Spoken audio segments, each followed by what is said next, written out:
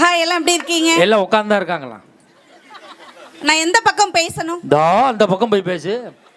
நல்லா இருக்கீங்களா? நான் என்ன முடியாம இருந்தேன்? இல்ல, நான் முடியாம இருக்கேன். நீ முடியலைன்னா நொப்பன போய் கேளு. என்கிட்ட வந்து கேட்கற முடியுமா இருக்கு? அங்க போனா எங்க அப்பாவை கேட்பேன், இங்க வந்தா உங்களை தானே கேட்க முடியும். இந்த உங்க அண்ணனை கேளு. அதான் எல்லாம் டீம் தானே. நாங்க டீம் தான். எனக்கு கொரோனா வந்தா உங்க எல்லாருக்கும் வந்துரும். எங்களுக்கு எது வருது? நான் தானே பக்கத்துல இங்க உட்கார்ந்துருக்கிறேன். அதுக்கு தான் தைல ஊத்தி உறிஞ்சிக்கிட்டு இருக்கேன். ஆரம்பிச்சிருவா சார். போய் ஜோசியம் பார்த்துட்டு வாவே ஆரம்பிக்கிறதுக்கு. இல்ல, பெரியவங்களுடைய ஆசீர்வாதத்தை வாங்கிட்டு அப்ப நான் ஐயா கால கவுண்டர் காலில் விழுந்துட்டு வா போ. இல்ல, நேத்து வந்து வெறும் கட்டப்பையோட வந்தல்ல நேத்து. ஆமா. தேனியில என்ன கொடுத்தாங்க?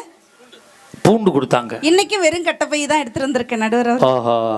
ஒவ்வொரு நேத்து வந்து நாங்க பேசினது மொத்த வெள்ளப்பூண்டு உற்பத்தியாளர் சங்கத்தில் பேசணும். ஆளுக்கு 2 கிலோ பூண்டு கொடுத்தாங்க சார். போன வாரம் அங்கே வெள்ளமண்டி சங்கத்தில் பேசணும். ஆளுக்கு 2 கிலோ வெள்ளம் கொடுத்தாங்க. நாளைக்கு நாங்க செங்கல் உற்பத்தியாளர் சங்கத்தில் பேச போறோம். உங்களுக்கு ஆளுக்கு 2 செங்கலை கொடுத்து தூக்கு நீ ஊருக்கு அப்படின்னு. இது பரவாயில்ல, இதை நினைச்சு நான் சிரிக்கல. அடுத்த வாரம் சிவகாசியில வெடி உற்பத்தியாளர் சங்கத்தில் பேசுறோம். அவன் மாலையை போட்டு பட்டாசை கொளுத்தி விடணும். இதெல்லாம் விட்டுரு.